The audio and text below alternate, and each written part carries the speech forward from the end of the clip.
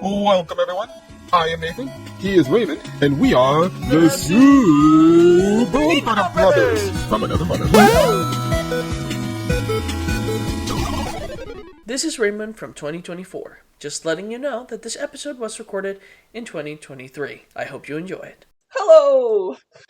I'm here with my friend Nathan. Yo. Well, I watched the Barbie movie yesterday, and you watched it today. Yep. What did you think? I dig it. I think it was funny. Very funny. I admittedly can't say I was, blown away by it, but I was genuinely entertained by it. I think the humor is great.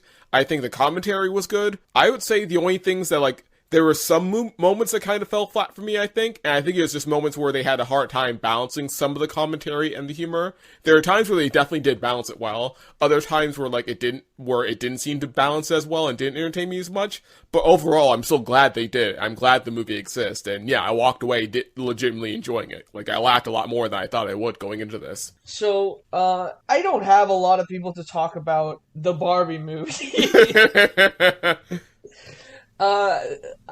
I grew up watching the direct to DVD movies. Oh yeah, those the Barbie movies. Uh-huh. I know that's kind of back in the day. I would have people would have made fun at me for watching those, but nowadays it's kind of chill. Yep. People are not like that anymore. But it's still a very niche thing that I doubt a lot of people actually knew about now. Yeah, I used to watch those growing up alongside Max Steel. I really love Max Steel. Oh, that's a combo. And Barbie. I mean, they were their counterparts. Max Steel was the boy action figure, and yeah, it really was. Barbie was the girl doll. Did Max Steel also belong to Mattel? I don't know. I don't remember. Yes. Okay. That's really cool. Yeah, they although Max Steel kind of lost his popularity, I think it's because video games. I think it was because of video games. Because girls still played with dolls and toys. Mm-hmm. And marketing started steering. I think Mattel started steering more for girls to buy dolls and stuff like that. Because they would have massive sets as well for Max Steel. Max Steel would have these dolls and everything. Yeah. And they tried to bring him back with a reboot. They rebooted the character. They had a Cartoon Network show for a long time.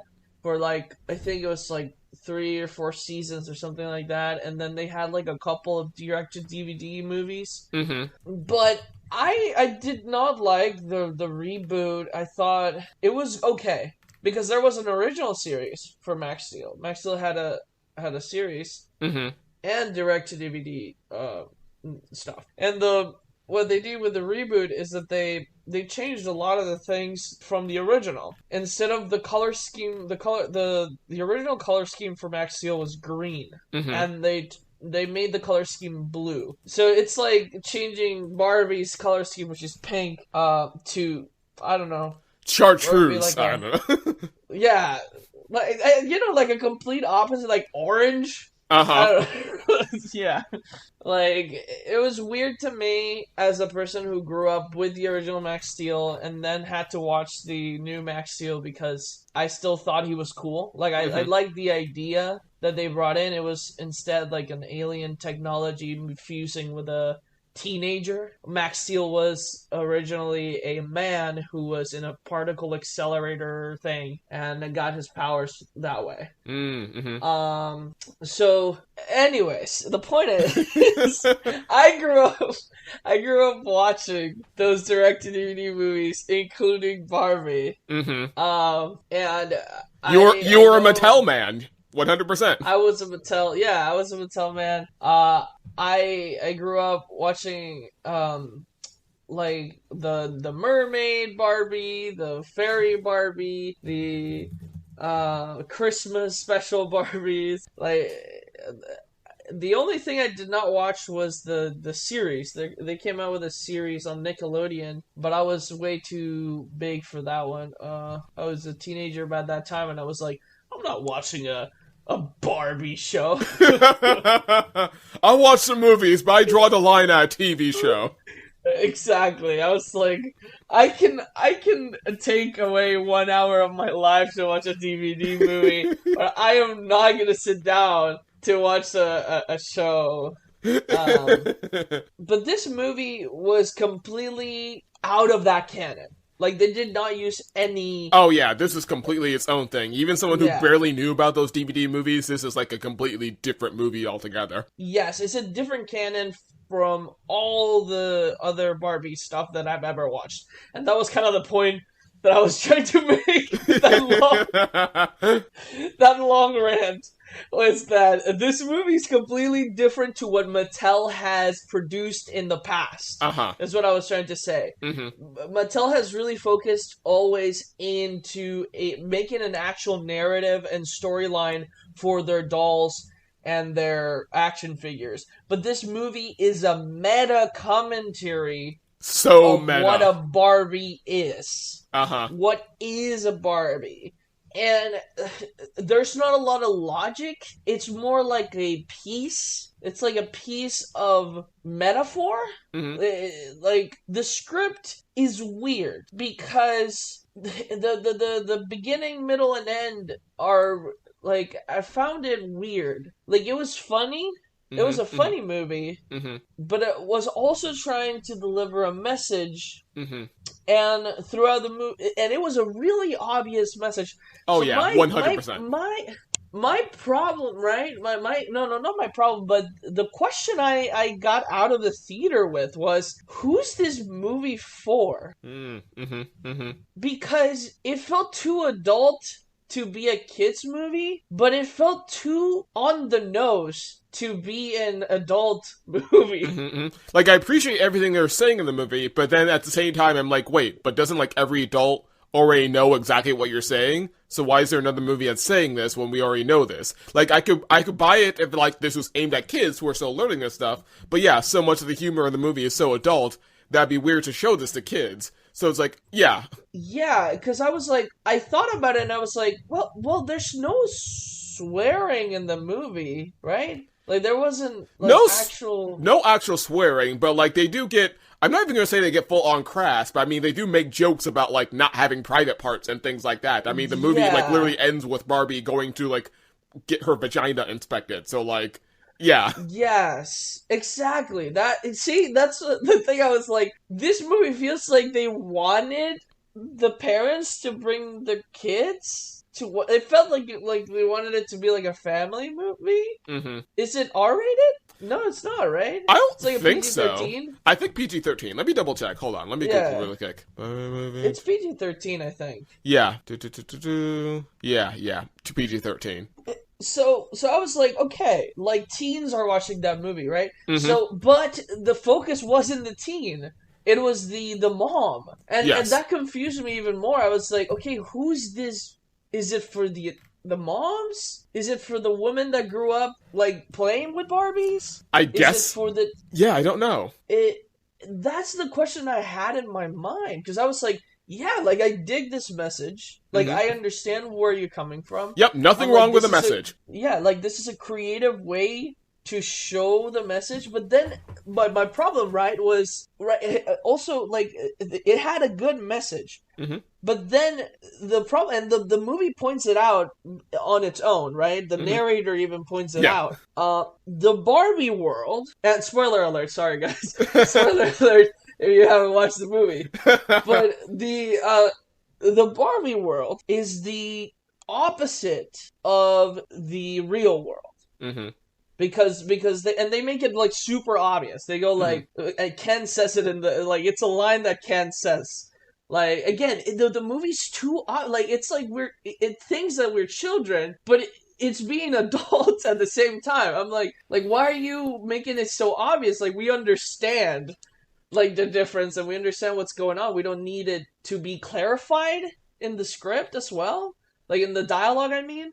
Like it's such a weird like they show it to you and then they tell it to you as well. Yeah. There's no subtlety. And tell. Yeah, it's very clear what they're saying, right? Like what they're trying to say. So he like Ken says this is the complete opposite of Barbie Land. Like where men are the ones on the top and women are basically serving the man, basically. And horses. And horses.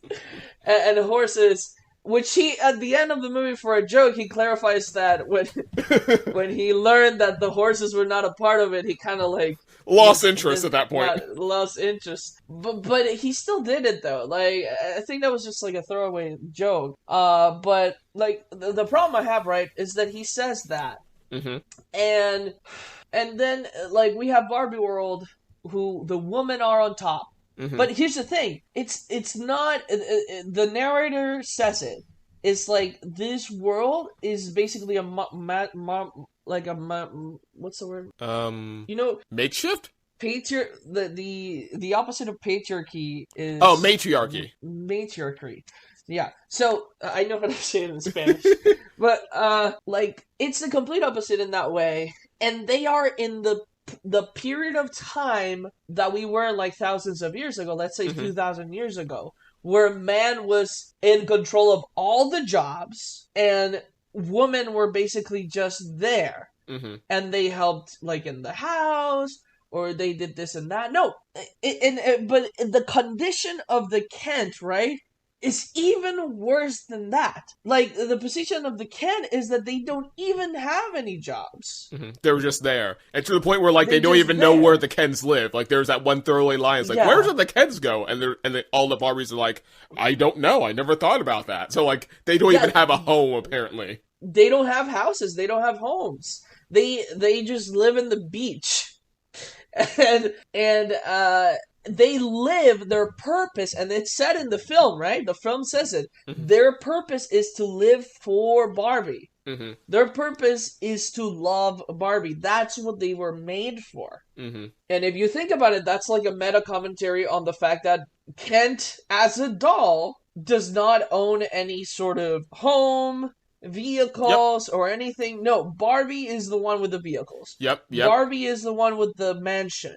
Barbie is the one with the house. So we and then they have a real weird relationship, right? Even in the shows and movies, where Kent is her love interest, but not for Barbie, but Kent's love interest. Like, Kent is after Barbie, but Barbie doesn't seem to have like this interest in Kent, right?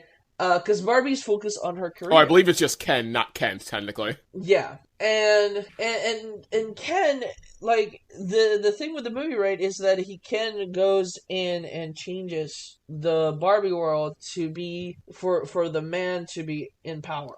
Complete 180. And he's trying to basically do the same thing that basically do the same thing that the Barbies had, right? Like, they wanted all the power and change the constitution of the world to favor the Kents. The Kents now have the houses. The Kents now have the cars. And the Barbies are servants. Horrific. Yep. Like, in either extreme, right? It's horrific. Yes, 100%. Exactly. That's my point, right? In the real world, and let's be honest, right? We have sexism. We have the patriarchy is real. Yep. That happened in history. Like, women didn't have any rights. Right? But they had a purpose. Like, and there was a progression of that purpose growing incrementally every time, right? They had the purpose originally to take care of the home and the children. And cook and all that stuff. That's a purpose. That's still a purpose, right? It's not fair, but it's a purpose.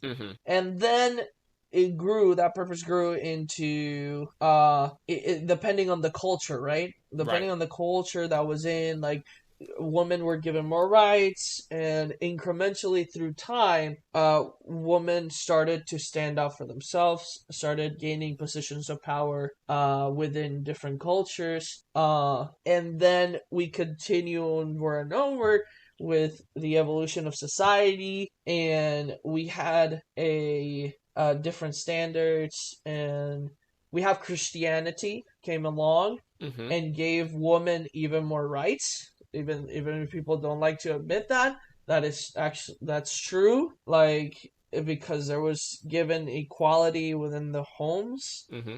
For the women, and more rights were given in that period of time, and then women were still treated badly. They had to be like in a certain place. They have to obey everything, right? Until finally, women's got their rights, right? Mm-hmm. Like incrementally started getting more rights, until they were able to vote, and get the same jobs that men got. And right now, in the point of history we're in, thousands of years later, we are in a space that the narrator said, right? The narrator said we are in a space where women have like the monologue that the mom character gave.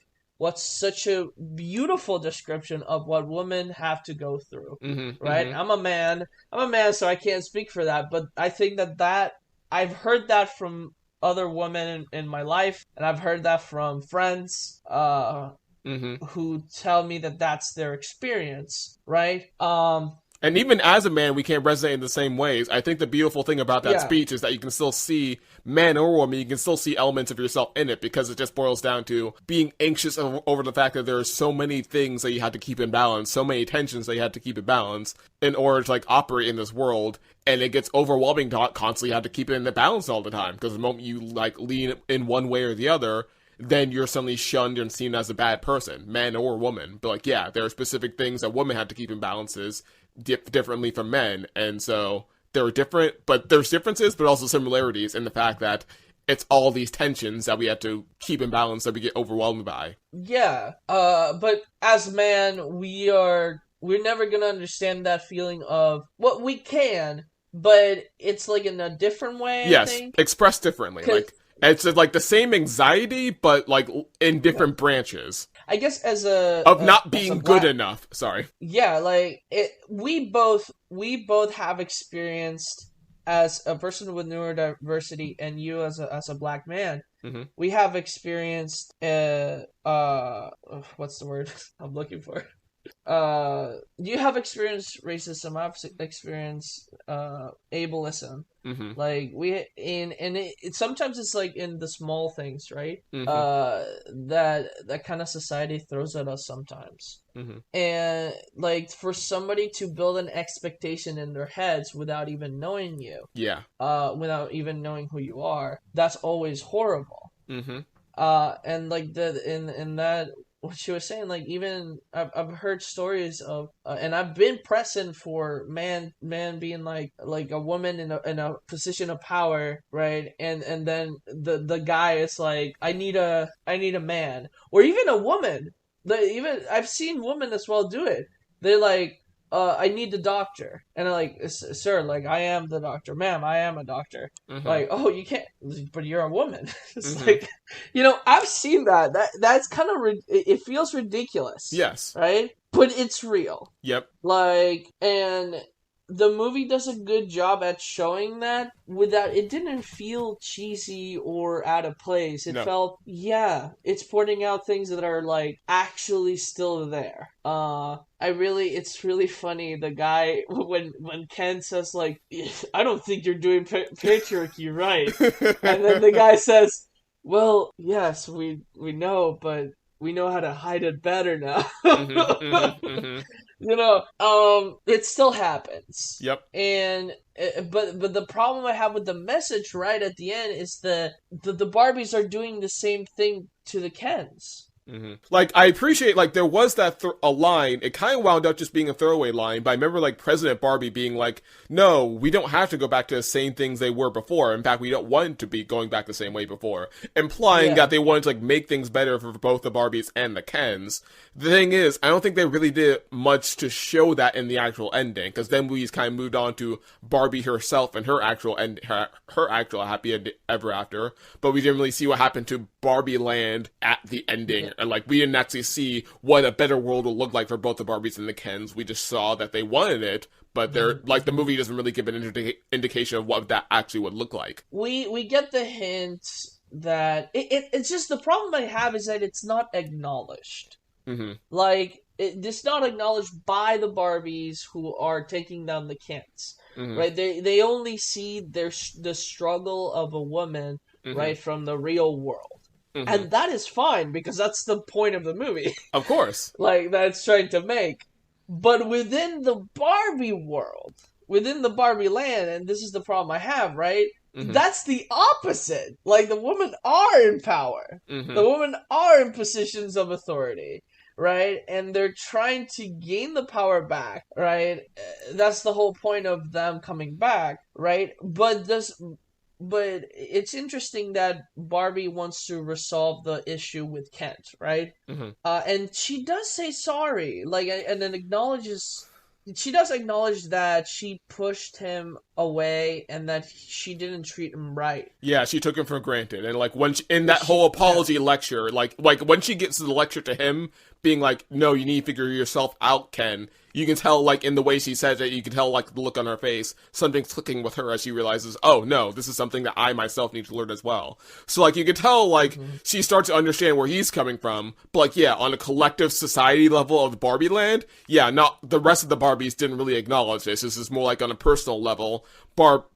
Stereotype Barbie recognizes how badly she treated Ken and, like, why he did everything he did, and, like, they came to a mutual understanding, but, like, on a collective society level, the movie didn't really do a good job of showing the Barbies as a whole reconciling with the Kens as a whole. Because like the Ken, one of the Kens goes to the president Barbie and he's like, "Oh, can I have a place in the what's the it was the council? Not the council, it was the Supreme Court? I think Supreme Court, the Supreme something like Court, that. yes.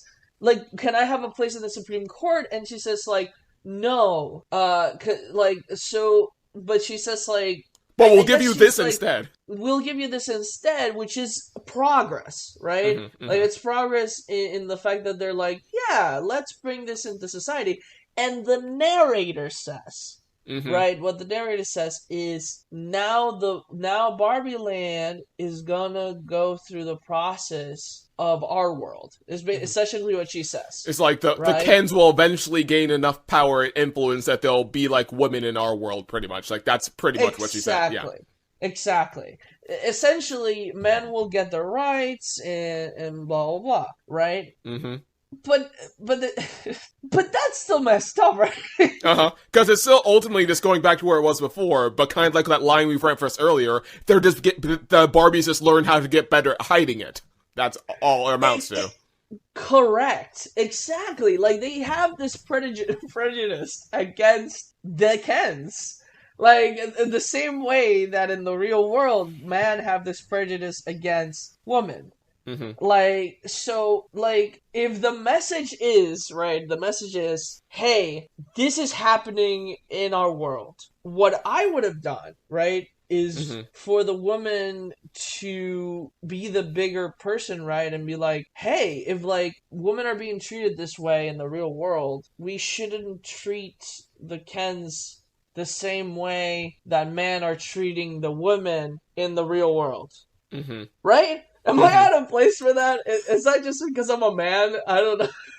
No, I see exactly where you're coming from, and that's pretty much like the same conclusion I had, like, at the end of the movie. And I think the main reason why this movie... Because I feel like in order for the movie to do that, the movie needs to, like, give its own answer of, like, what we need to do in real life in order to actually get to that point. And I think the thing is, the movie's not actually trying to give an answer, it's just more like trying to express what's on everyone's minds, and express, like, what the reality of the situation is, but not really give an answer because it doesn't really know an answer to the reality of the situation. It's just more like, this is our reality, and we're kind of stuck with it. Just learn how to be a little better with each other, I guess. But as a whole, we have no answers for how to actually fix this. But we'll show you what it might kind of look like. Yeah. Because I feel like at the end of the day, this movie on a whole meta level, I think is just kind of its own actual other Barbie. Like every Barbie itself is like not even so much a character, it's just more like a pastiche or like a projection of like this idea of like, okay, this is space cadet Barbie. You can tell she's a space cadet because she has a space helmet and like a space suit, but like you don't need to go any deeper than that. You don't need to like ask her for her degree or anything like that. You just know she's a space cadet because she has that. Or this is cowboy Barbie because you can tell because she has a hat and like a cowboy hat and spurs and boots and whatever, blah blah blah. You don't need to think too hard about it. what? This is like, we had the bare minimum. You know exactly what you're looking at. This is Cowboy Barbie, so you don't need to think too deeply about this. And I think that's the same thing with this movie as a whole, in the sense that this movie is just like movie Barbie, where it's like, this is the goal of this Barbie, the goal of this, like, imagining the script as its own Barbie. The goal is just to, again, present this message, project this idea onto it, and not think too deeply about it, or not give too deeper answers or thoughts about it. It's just more like, okay, this is the bare bones. These are the signals to let you know this is what we're going for. This is what we're going to project onto it. But we're not going to give it like an in-depth character or any sort of like deeper insights or any sort of answers. It's just more like, nope, this is just how we're going to paint this. This is how we're going to dress it. This is how we're going to color this Barbie. And now you know this is the kind of Barbie you're working with, and that's it. You don't get anything more. Yeah, but it wants to be deep, and that's the thing with this movie, right? It wants to be obvious of the message. It wants to be, well, not the message, but what you said, the presentation.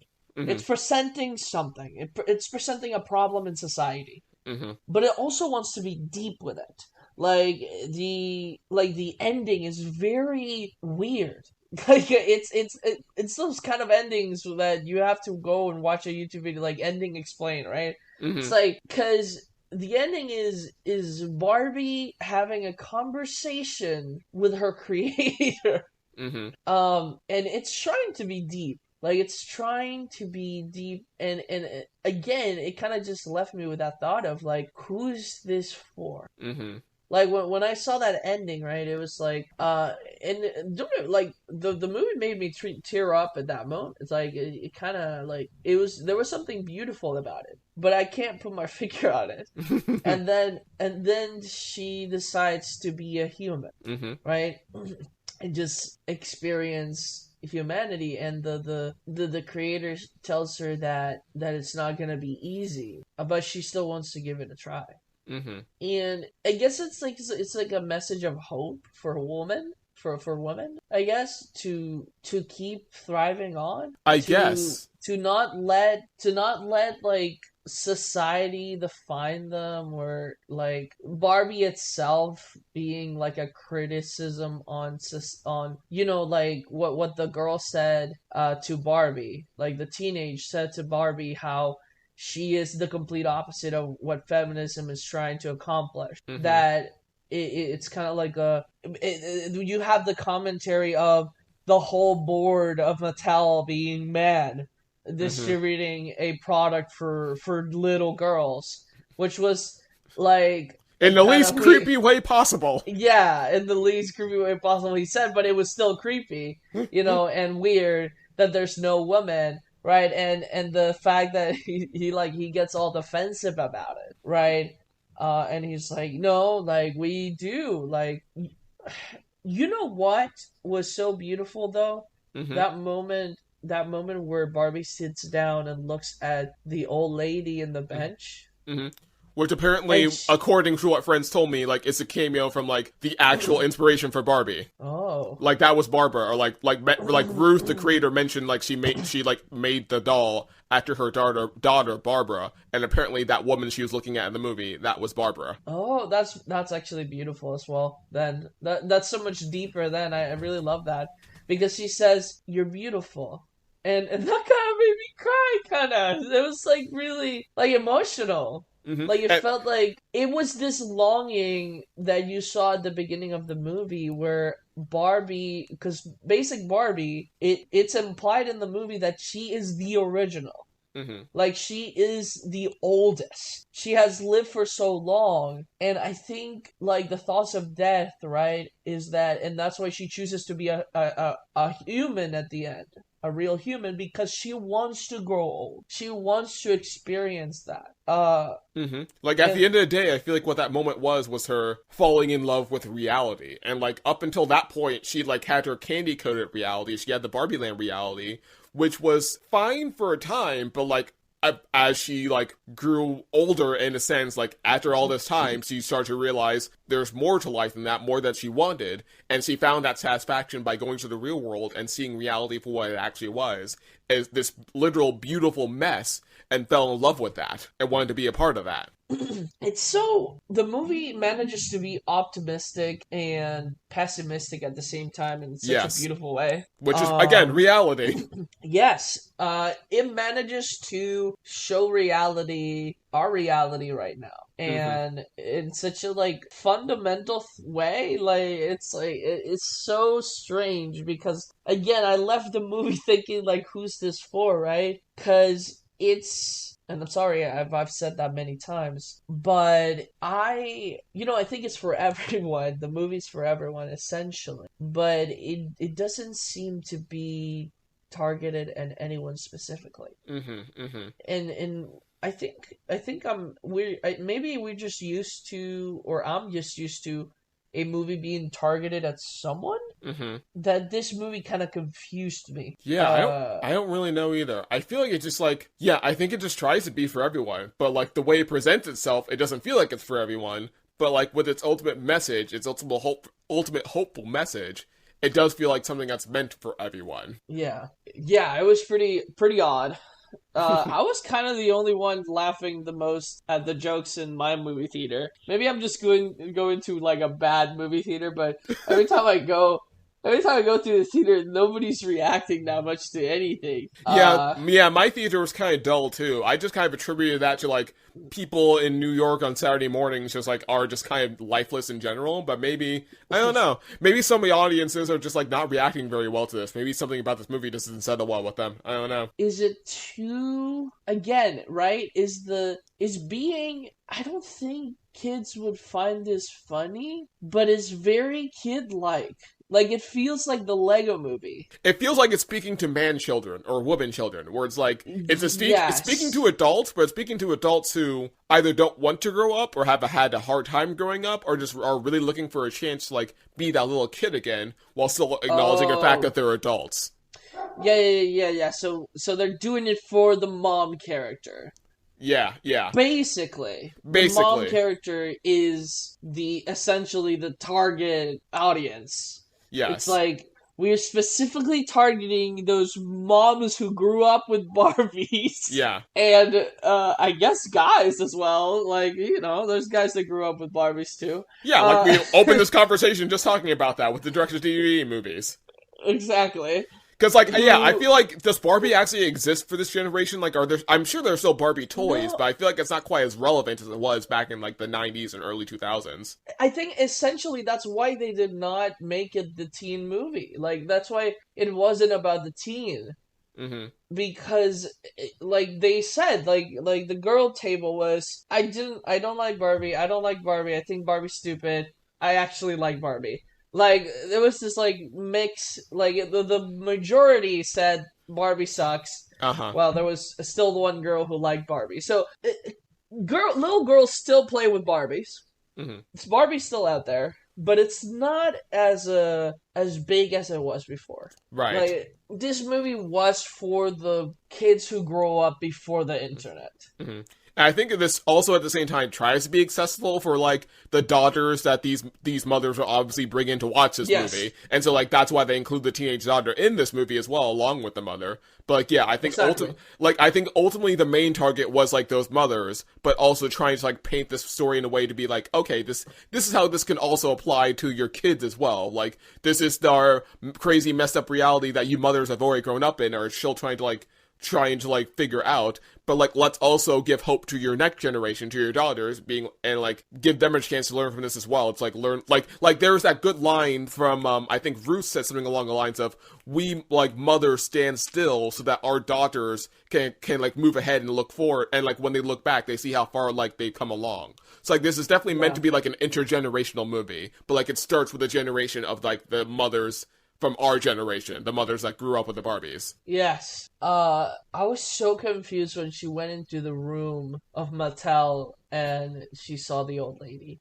Like, did you know who she was? I mean, I theorized, like, by the time, like, since considering, like, they spent so much time on her, like, and gave her, like, all these, like, pithy, like, one-liners as she, like, introduced herself to Barbie and talked, but, like, I had no idea until, like, I didn't know for sure until, like, the very end when they actually confirmed it, but she seemed important, yeah, But like, yeah, the fact that they had, but like, I find it amusing that they kind of like explained it with throwaway line from Will Ferrell being like, oh yeah, there's a ghost that lives on the 14th floor, like we give her an office and everything, blah blah blah, and you're like, what? Okay, so they're a ghost now? Yeah.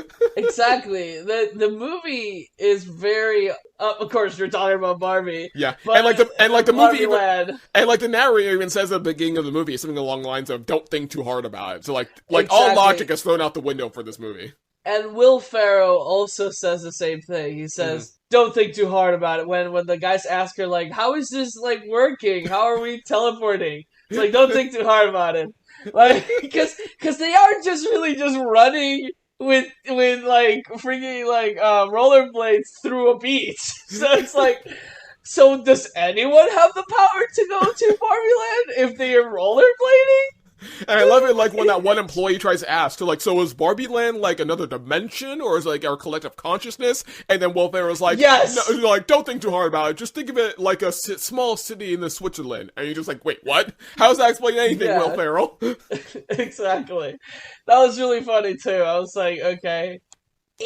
The design of Mattel is so creative. Did you notice the design of the real world was also very doll-like? It felt like it was still toys.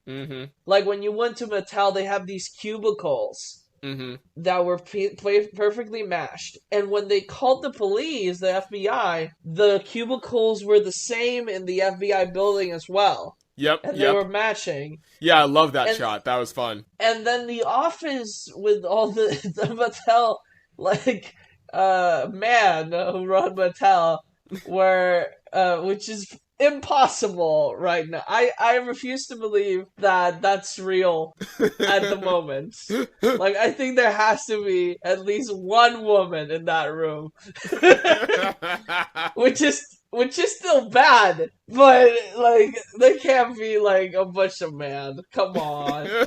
Come on. We're not, I know what they were trying to say with that, because that still happens in writing rooms. And stuff like that, but I refuse to believe that toys for girls are still made by a bunch of men. I need to look that up, and if I'm wrong, I'm gonna be really sad about how society's going. I will say, kudos for Mattel for like letting the writers of this movie like lampoon them so much. Like I would not, I would not expect that like a big corporation to like have a movie, like pay all these people to make a movie, and then like have them spend like a third of the movie making fun of you for making this movie. Exactly, and then oh my gosh, I love the commercials. The commercials were so good. Buy now, depressed Barbie. Anxiety sold separately. Yes. Oh my gosh, midlife crisis Barbie. Oh man, that was really funny. Wow, good movie. What do you give it? What do you give it? I'm not sure. I guess gut reaction. I'm gonna say 7 out of 10. Yeah, I think it's a 6 out of 10 for me. Cool. I understood the jokes. I laughed at the jokes, but they didn't really make me laugh. You know? Like, I knew I had to laugh at the joke, which, like, I have this reaction, you know, as a neurodivergent person of being like, I know when a joke is said, and I'm like, okay, laugh at joke now. Yep, I completely understand that, 100%. But when something actually makes me laugh, and like I don't need to think about it, it just happens. So throughout this movie, I was like, I thought about it before laughing. Like I was like, is this funny? Yes, it is. Laugh. You know. So it didn't really get that out of me.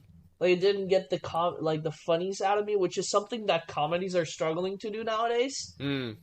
For me, I don't know if you have had the same issue, where comedies nowadays just don't feel as funny. Like feel like television comedies have made me laugh more than comedy movies. Where, for example, Ted Lasso, it's a good example of that, which I was actually mentioning to you, Ted Lasso, earlier. Right. But Ted Lasso is a show where it's the comedy feels circumstantial and real. So it's things that you would laugh at in real life, and it got those reactions out of me. And it was the best ones were the cry laugh as well, because that movie makes you cry, and then it makes a joke that makes you laugh. I think the only thing that caught me by surprise that actually made me laugh was the ending, where she was like, "Are you ready, Barbie?" And she was like all serious, and I thought she was gonna get a job, and it was just to go to the doctor. That was fun. That was actually like funny, like, because it was like a little bit of a twist, like a twist in your mind. What is that called? Like, it was a good little subversion of my expectations. I think that kind of is the thing that makes me laugh the most. Is when you subvert my expectations. Oh, 100%. Classic humor. Yeah, so, I don't know. I don't see that a lot in films nowadays, so it's like, that's why I give it a 6 out of 10. Like, at the end of the day, I think the movie's entertaining, but I think for better or worse, it does come across as a bit plastic.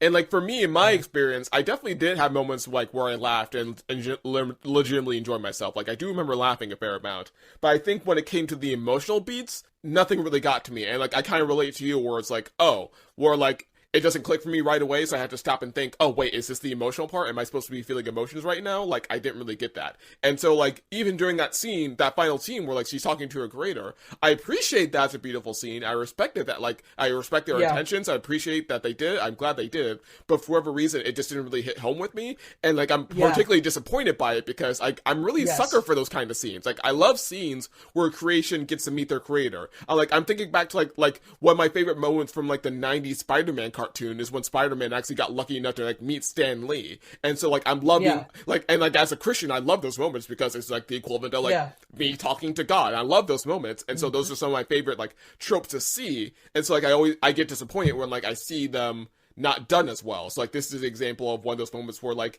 it wasn't done horribly, but still wasn't done in a way to, like, really get me in the feels. But, like, or even talking about, like, trends in TV recently, I feel like TV hasn't done a great job of, like, trying to do this trope super well. Because, like, another example I can think of where I thought was a legitimately bad example would be, like, the ending of She-Hulk, where, like, she had her talk with her creator, and, like, that was not great at all. But that's just me. No. That's just me digressing. No, but you're right. But yeah, that I think that's all for today in our little nerd conversation. There'll be plenty more to come in the future. Thank you so much for listening.